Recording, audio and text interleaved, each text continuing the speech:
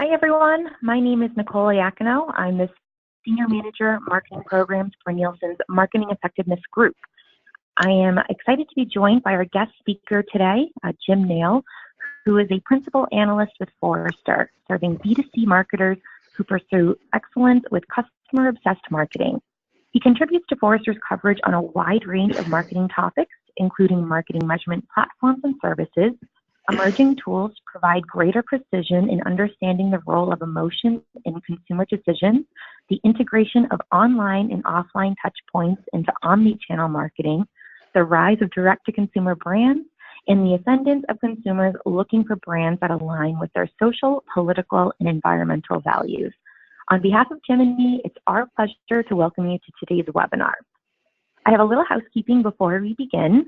We will be recording the webinar and making it available to everyone who registered. So be on the lookout for an email post-webinar containing the on-demand video. Also, we will take your questions during a Q&A session at the end, but you can submit them at any time using the webinar interface. So send them in as you think of them.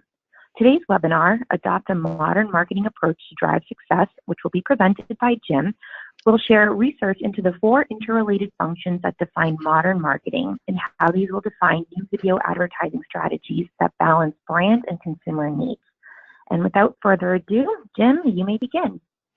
Great. Thank you very much, Nicole, and thank you very much for bringing me here to talk to some of your clients and customers and things like that. Yeah, this theme of a modern marketing approach is something that Forrester's been talking about for a while, that I've researched this with a couple of my colleagues, including Laura Ramos. And it's really an outgrowth of so many changes that have been happening in the world of media and marketing since the dawn of the internet. So the way I'm going to approach this is I'll start at the 100,000-foot level with the overarching theme that's driven most of Forrester's research over the past, better part of 10 years or so, this idea of the age of the customer. And then I'll start bringing that down into some of the implications of what that means for customers and then to marketing, and then get very specific about a topic that is near and dear to many of our hearts, and certainly near and dear to Forrester's heart and Nielsen's heart as well, of TV and video, and how to bring this modern marketing approach to that as we see so many changes coming to the world of television and streaming and the way consumers are getting that kind of entertainment in the future. So I will start with, if I can get these slides to move here, I will start with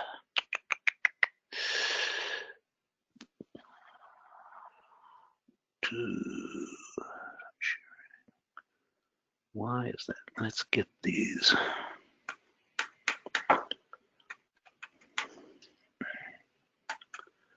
I'm having a little trouble getting these slides to change here. Not sure why. No.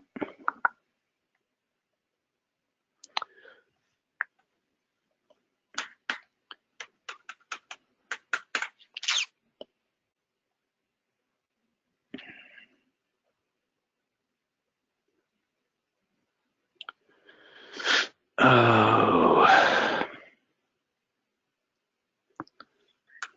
Jim, would you like me to put the slide? that may. Anyway, it looks like it's moving now. Anyway, share your screen real quick. Sorry. Do you mind just sharing your screen? It looks like we're just on the intro slide, the title slide. All right.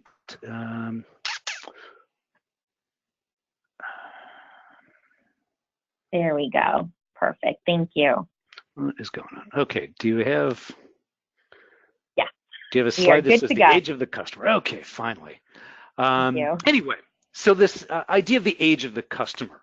Again, something Forrester's been writing about for a number of years, but the basic idea that we've all seen since the dawn of the internet is this shift in power from institutions who used to have much more control over information, much more control over how they were perceived in the marketplace, that as consumers have adopted the web and mobile and social and all those things. They've got more data, they've got more information, they can gather as much information as they are inclined to and have the time for to support any sort of brand purchase or engagement kind of decision.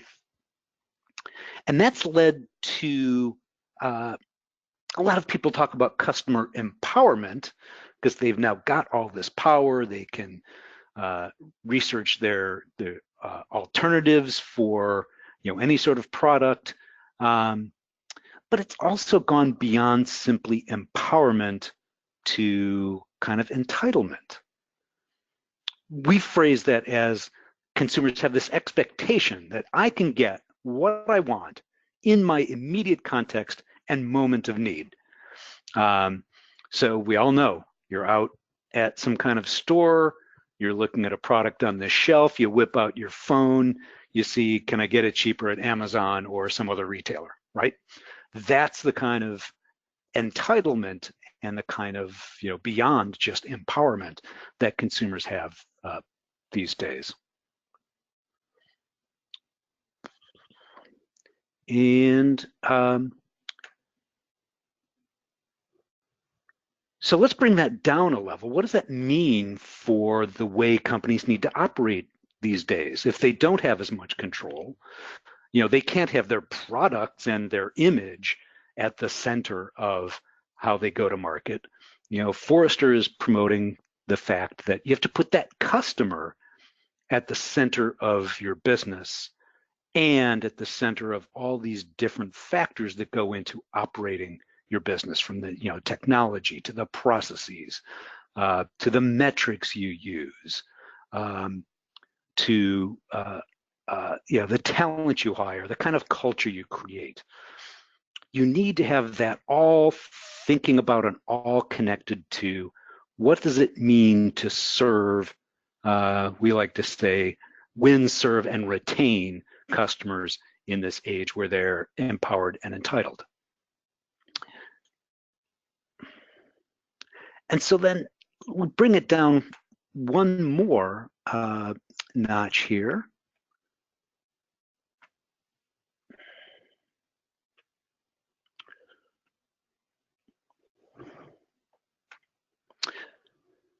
To what does this mean for marketing and this idea of the modern marketing model?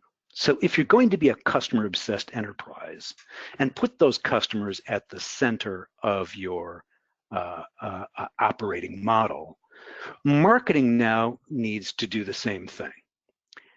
And so marketers' kind of core tasks involve first customer understanding, which I think has always been part of marketing's remit anyway. And the most successful companies have always been the ones who invest the most in that customer understanding. But in this world of entitlement, we're going to take it a bit further that I'll talk about in a minute. That customer understanding obviously leads to brand strategy, again, similar to what marketers, I believe, have always done, certainly the way I was trained in marketing in my early career. And then what's a little bit new is that brand strategy also leads into brand experience, not just the brand image, not just the message, but the whole way that consumers can access and interact with the brand, whether it's on the web, on mobile, on social, all these channels that we've been dealing with. All that needs to be aligned with and resonant with the brand as a whole. Within that are changes around these four key things, which I'll be talking about in much more depth. The mindset. What is the role of marketing? How do you think about what marketing is doing for your company and your brand, but also what is it doing for the customers, for the prospect, for the consumer? What is the process? It's obviously a very different process today than back in the old days of mass media advertising. So a lot of those things of way you create and take those messages to market changes, which feeds into the kind of talent you need. Clearly, these days, much more agile, data-driven kind of talent. And all of this throughout this whole process, what are the insights that are driving this entire channel? So all of those four things. But I'm going to take a little bit of a detour here now.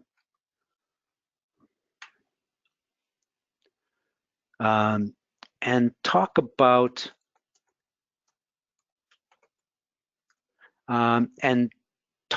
a little bit more about the TV and video business specifically.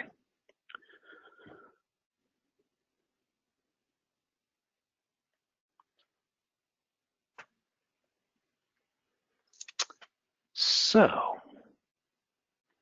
if we'll get these slides to work, there we go. The other thing that I will share about my background is that I am literally a child of television. What I mean by that is my father was director of public relations and corporate communications for Zenith in their heyday in the 50s, 60s, and 70s.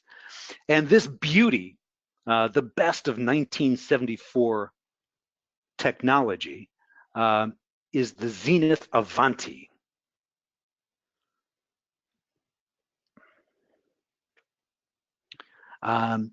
We had one of these in the house that I grew up in. And you know what? That wouldn't look so out of place today. And up until the last few years, the television business as a whole hasn't really changed all that much, as evidenced by headlines like this, like, yes, you're seeing more commercials than ever. And TV networks stuff more commercials despite vows to cut back. The industry is still thinking of this world of, I have this captive audience and they come to see my great content that's really compelling, that's fantastic, but I'm going to interrupt that. And out of every hour, I'm going to, give them 15 to 20 minutes of commercials to pay for all of that stuff.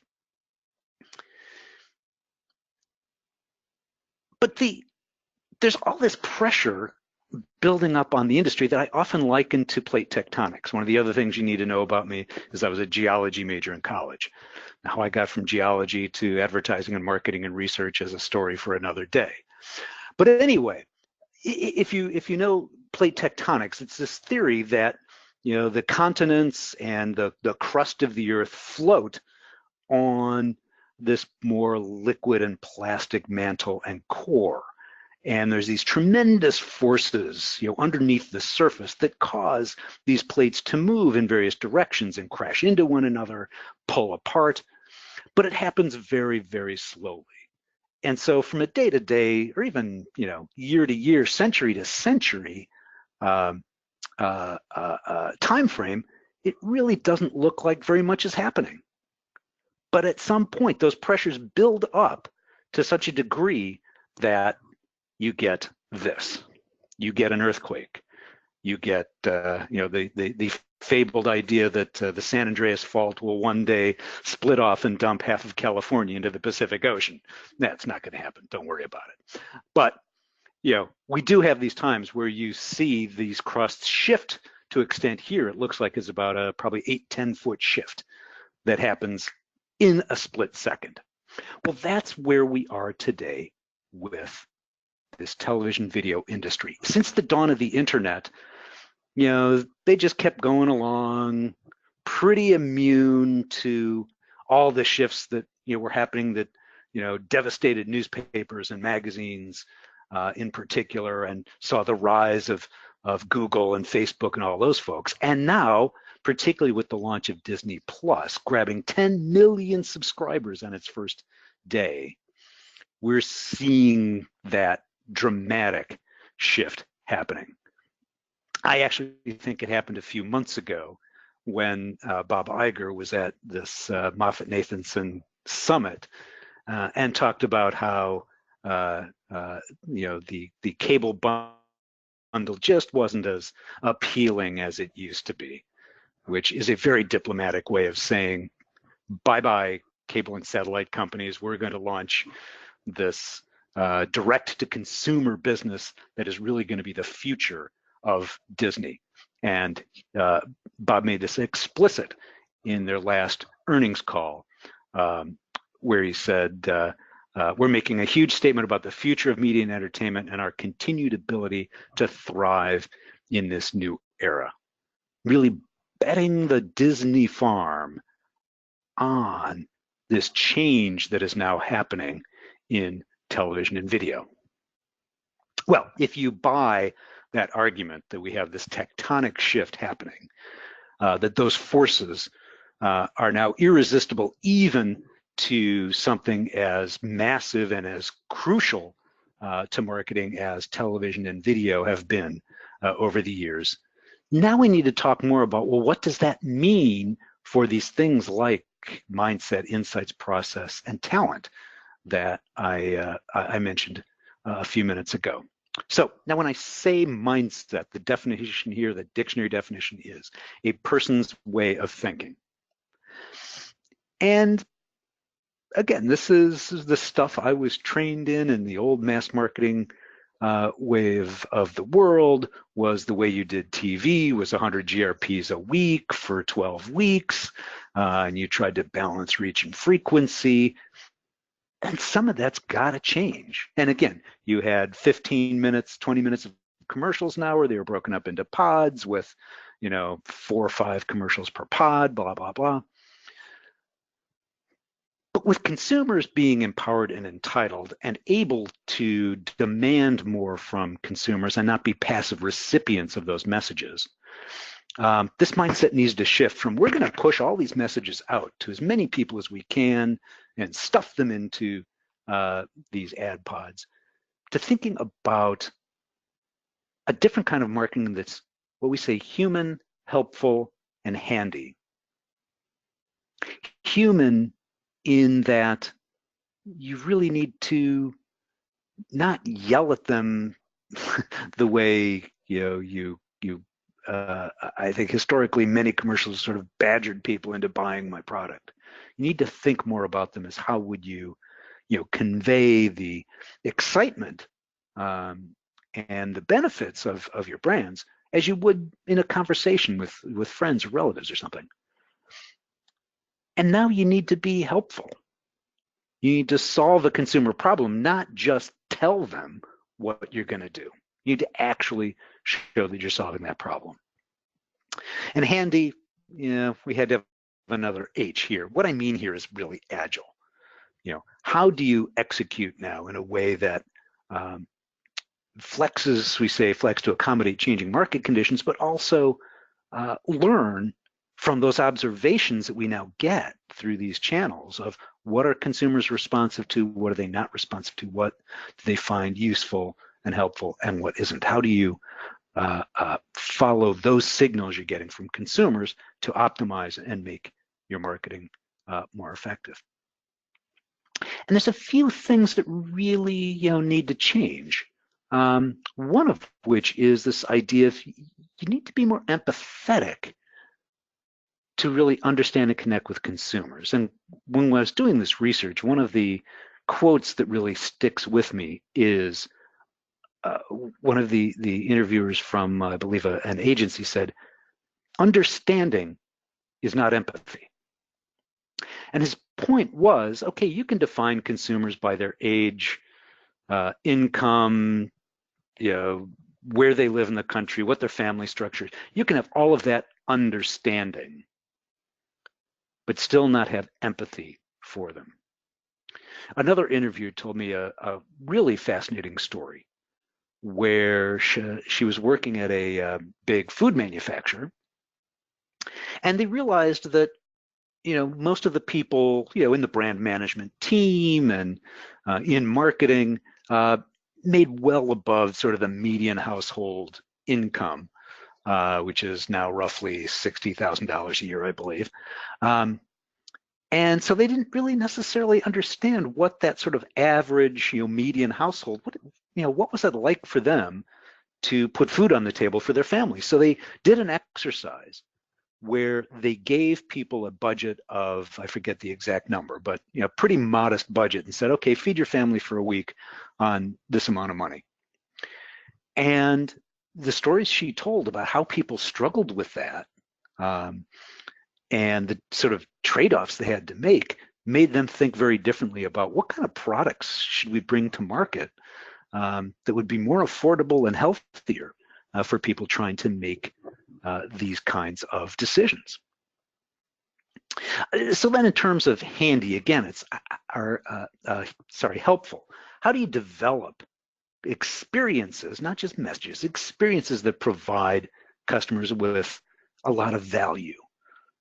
There have been examples of this going back to the early days of the internet. Kraft Foods early on, for example, launched their recipe site, which I think is still a big part of their presence in the digital world, and that was an experience that helped consumers find new kinds of meals to make for their family. Other examples include which paint manufacturer is it? I should know this, but anyway, paint manufacturer that has a mobile app that you can take a picture of a color. It tells you similar colors in their product line by the specific product number, and then helps you pair that with complementary colors so that you can be confident when you repaint your room that you're picking the right wall color and trim color, and that the rugs and other furnishings you put in the room are all going to go together and give you that wonderful, vibrant feel that you're looking for in your house. And then second, this idea, we all know in this world, agility and speed to market is really critical. So in contrast, particularly in the television business, since so much is transacted in the upfronts, you don't have a lot of flexibility. Now that's beginning to change, and I think going forward, as we see more opportunities through both, the streaming services, which are tending toward a more programmatic kind of buy, as well as just the whole concept of audience buying rather than GRP buying, gives us more flexibility and more ways to fine-tune what we're doing to be more effective.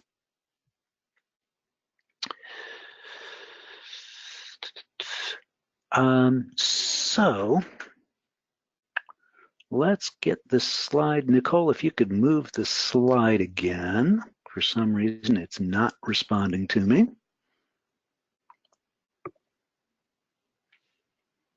And in 1 second, Jim, I think I'm going to have to switch it over to meeting presenter. Apologies, everyone. Bear with us for 1 second. I don't know why it's doing this.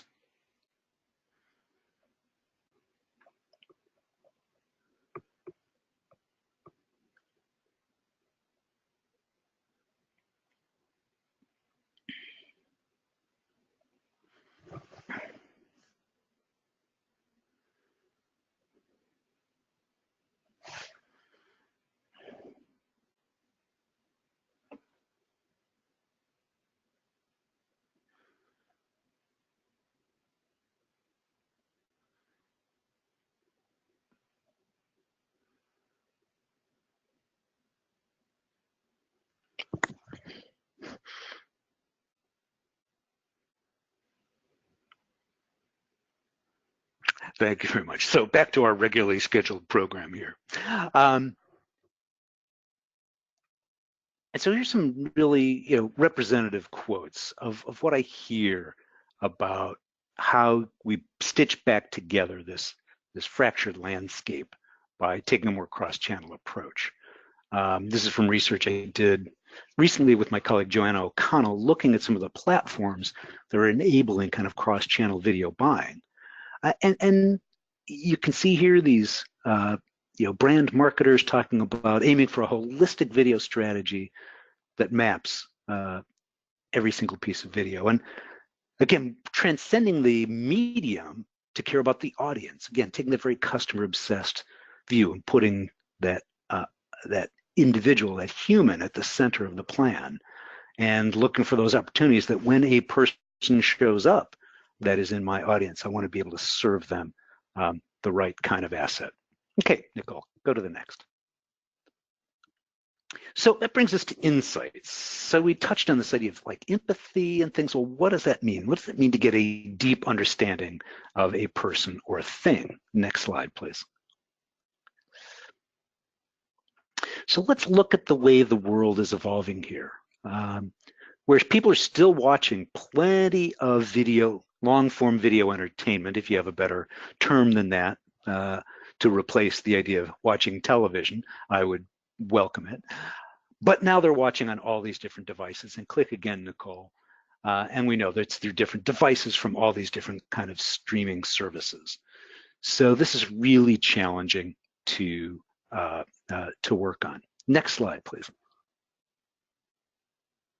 So instead of having that one screen where we could reach everybody, we've now got to be thinking about using all these different screens and all these different devices where we're going to reach different pockets of people that in the end, when you add it all up, it gets back to that kind of reach that we've been aiming for in the past, because I think reach is one of those eternal truths that no matter how much the technology changes and no matter how consumer behavior changes, it's axiomatic that if no one ever sees your ad, the odds of them buying your product are much, much lower. So we would need to stitch this back together. Go ahead to that next slide then, Nicole. And this is the report that I alluded to a moment ago, where we looked at these cross-channel video ad platforms that are emerging, like Adobe TV, Animobi, Force-C, Video Amp, and the others you can see on this screen. Now they're using information about inventory sources across the range. Some of them have a more complete view than others. We're in a early evolution phase. They're also using more consumer data that comes from a lot of other sources of actual viewing behavior, and all of that is driving this different approach to getting insights about where people are watching, what kind of content they're watching, and therefore where should I be placing my ads. Next slide, please.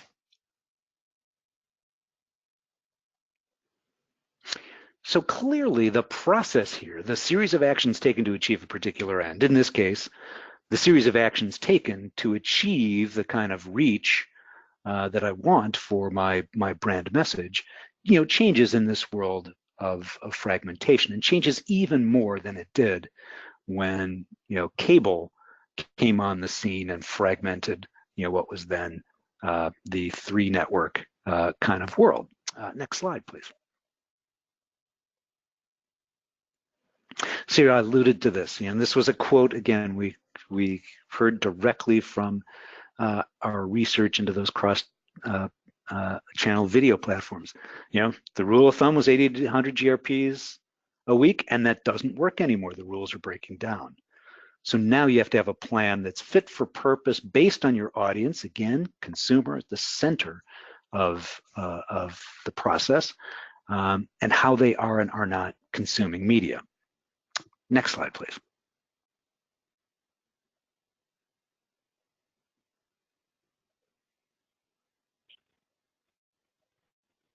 It appears that I cannot move to the next slide either. Bear with me for 1 second.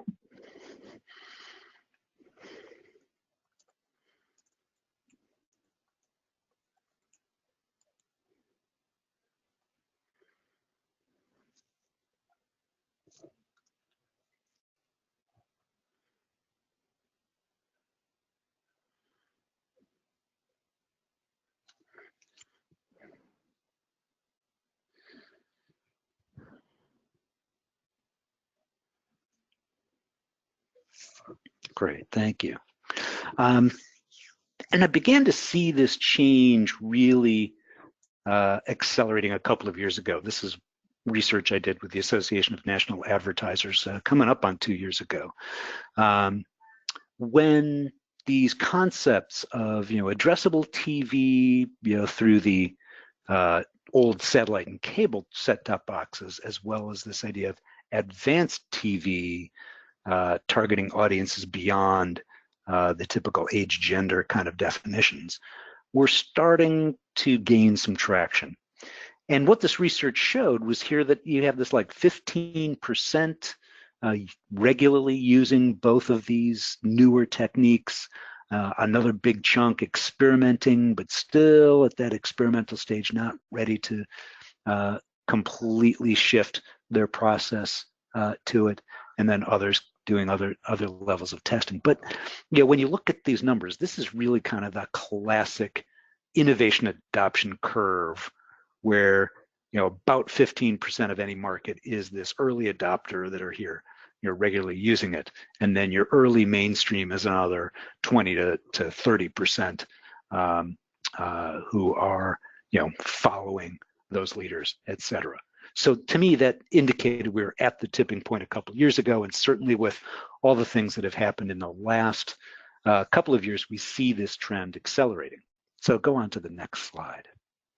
Hopefully this will work.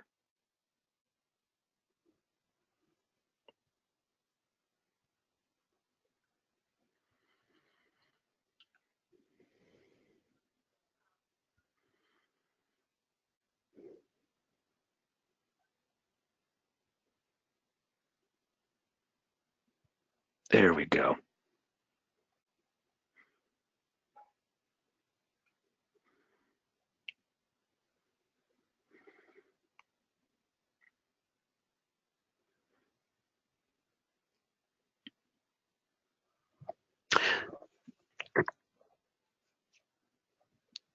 So yeah, so we can just talk about talent then, this next area. So clearly, if these processes are changing, and if there's all this change going on, the people that we need and the way they do their jobs is changing. We need these different people. We need people possessing a different set of skills than we have in the past. And one of the common questions I get asked is on the next slide. Hopefully we can get there, but it's the question of, well, as this change happens, will the TV team take over the OTT CTV / digital video, or will that digital video team take over TV? Interesting question, but actually the wrong way to look at the problem, because quite frankly, neither of these groups of individuals have the complete set of knowledge and skills that are needed to make maximum effect out of what's now available as this change comes to video. And we can go to the next slide. And I lived this with my colleague Joanna, pictured here, when we were doing this research. While we were looking at these different plans or these different platforms, I was like, wow, these tools are amazing. In a couple of hours, you can build a plan, look at alternative schedules, optimize the best one. Just cuts weeks and weeks out of the process that I lived in my days when I was at advertising agencies doing this kind of work. That probably tells you a little bit about my age. My wonderful colleague Joanna grew up in the digital world. She was a digital media buying person at Razorfish. She was here for a while, then was CMO at MediaMath, DSP. So she's used to this world where there isn't really a plan so much, and planning and buying are really the same thing. And you go into these platforms and you just buy stuff. You set up your algorithm to select things. So we were having these kinds of debates about, hey, this is really great. And she's like, but where's the buy button? This seems so primitive. You have to do a schedule, and then you have to go call the networks and book the inventory. Why can't I just do it all in the platform? So this is the world we live in. Will we see television and video evolve to the same level of automation and programmatic that digital's evolved to? I don't know, but we sure as heck aren't there yet, and it's not going to happen in the short term. So we need to have the kinds of people and the talent who can live in both of these worlds and navigate both of these worlds simultaneously. So go to the next slide, please.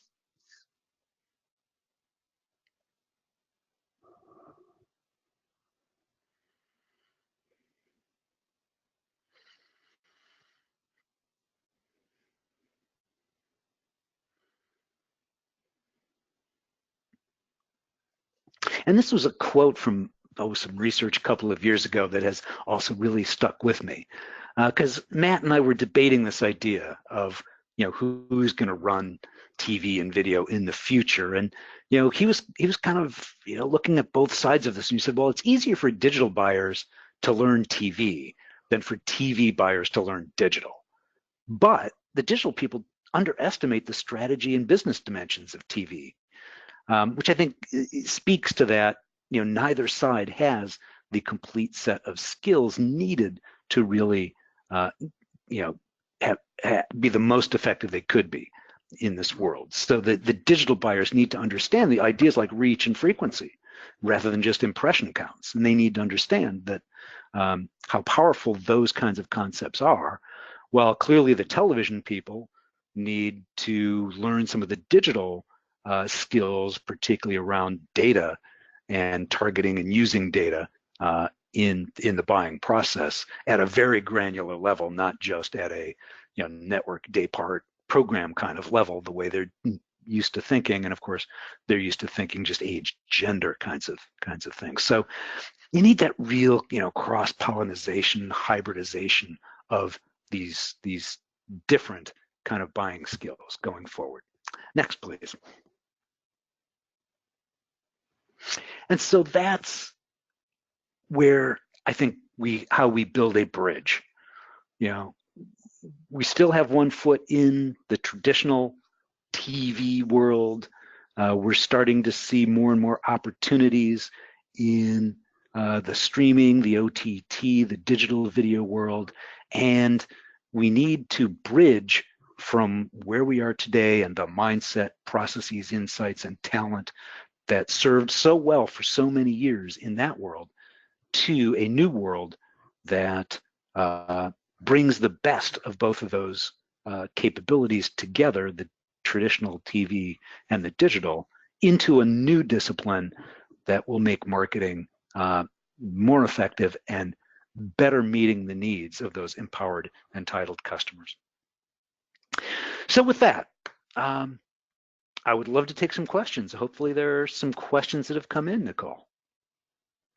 Yes, excellent. Thank you so much, Jim, for sharing your research with our audience. And thank you to the viewers for bearing with us during some technical difficulties here. Hopefully it wasn't too interruptive. But this topic is certainly one that will continue to be important for marketers to think about as traditional linear TV becomes more data-driven and video advertising plans shift to an omni-channel view combining linear with OTT, connected TV, mobile, and online video. We do have some questions coming in, but as a reminder, please feel free to submit your questions at any time. If we're not able to get to your questions today, we will be sure to have someone follow up with you directly post-webinar. Also, as a reminder, this webinar is being recorded, so be on the lookout for a follow-up email with the link to watch the on-demand video. Okay, let's jump into some questions. Let's start with this one. So Jim, how do you see measurement fitting in with new video advertising strategies like data-driven TV and SVOD, or subscription video on demand? Oh, it's going to be so important, because with all of these choices, marketers will need to be a lot more selective about knowing where should they be placing their bets and where shouldn't they. The good news is, as these new sources of viewing data become available, you've got a much more granular view of who's watching what programs. And then when you combine those kinds of data sets with, whether it's your first party purchase data or whether it's third-party data of store level kinds of activities, you can actually see which ad placements or what elements of your campaign are driving the most sales and the most reaction on that in the short term. So we're going to see measurement become much more real time. It's not going to be that post campaign, months after the fact Did we meet our goals? It's not going to be limited strictly to, are we delivering the GRPs or impressions according to plan, but you'll be able to get some of that near real-time feel for how is it really impacting consumer behavior, and is that on track for me to meet my business goals for this particular marketing campaign. Excellent, great, thank you. We actually have a two-parter here. First question, what is the outlook for ad-supported streaming services, and where should they fit in a cross-channel video strategy? I think the outlook for ad-supported streaming is really, really powerful. Go back to that idea that I touched on with the food manufacturer making their brand management team do this exercise of what if I had a median household income. Many of us on this call probably make more, and maybe substantially more than that median. And so the $7 a month for Disney Plus, or $13 a month for the Disney Plus ESPN Hulu bundle, or the $13 for Netflix, not that big a deal for us. But there are plenty of people in the country for whom it's much more challenging. And they will absolutely, I think, key in on those ad-supported streaming video services. It was very interesting earlier this year when Viacom bought Pluto, and they're clearly, even though they've got their CBS All Access, they're thinking more about maybe spreading their bets on some subscription plus some ad-supported, or maybe Pluto is a signal that they're going to go more ad-supported. We'll see what happens with that in 2020. But clearly, big traditional network, seeing opportunity in ad-supported. NBC used Peacock, which launches maybe early Q2 next year. I believe they're saying that's ad-supported as well.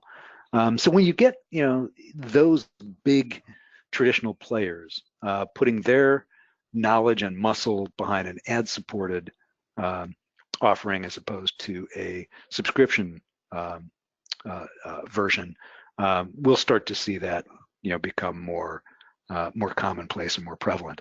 And then it becomes sort of pretty much classic media planning evaluation in terms of where does that fit into your overall omni-channel, cross-channel video advertising plan.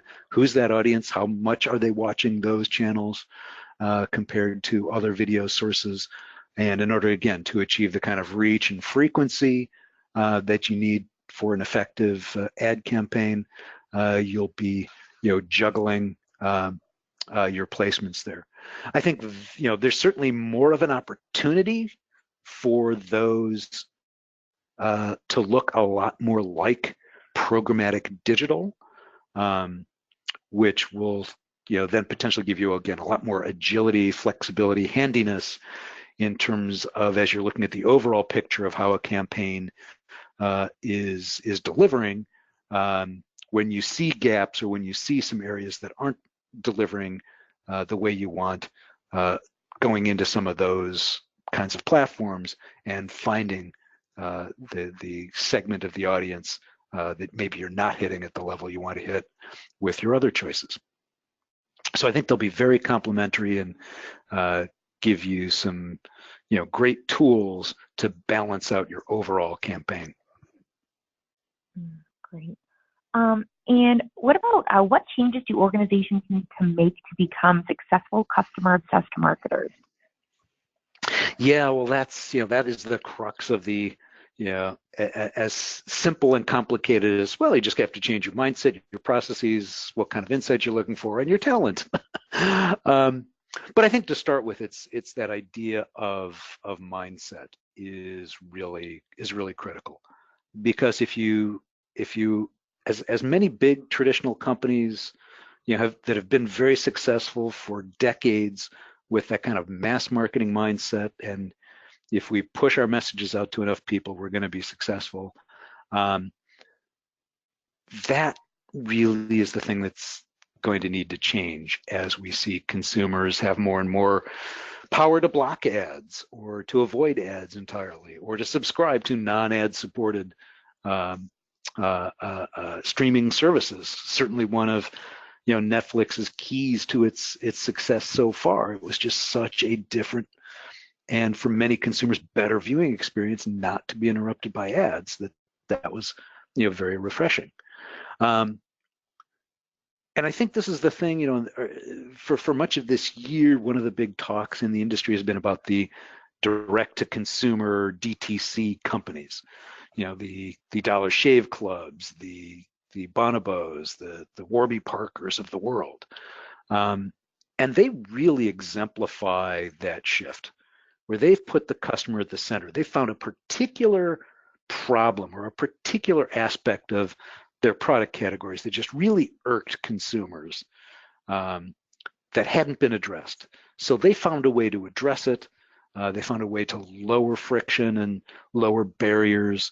And really, we've had a number, we had a Forrester conference early in the year where we had a number of those DTC companies on the stage with us, and we got a chance to grill them and learn the way they think. And they're very focused on insights, on being agile, on really, really listening to customers and being fast to pivot, even going into physical retail distribution as folks like Bonobos and Warby Parker have, because their consumers at some point say, yeah, it's great to do all this online, but sometimes I just want to, be in a store and try these things on myself, So that kind of responsiveness to consumer needs is where every brand will need to go in the future. Great. Well, thanks so much, Jim. We are approaching the end of the session, but as a reminder, if we were unable to get to your question today, we will be sure to have someone follow up with you directly. With that, I want to give a big thanks to our speaker, Jim Nail, and thank you to our audience for taking the time out of your busy day to join us. Once again, we do apologize for the technical difficulties we experienced today, but we do look forward to hosting you in the future and seeing you at another webinar where hopefully there will be less issues. So everyone have a good day. We'll see you soon. Thanks so much. Thanks, Jim. Bye-bye. Thank you.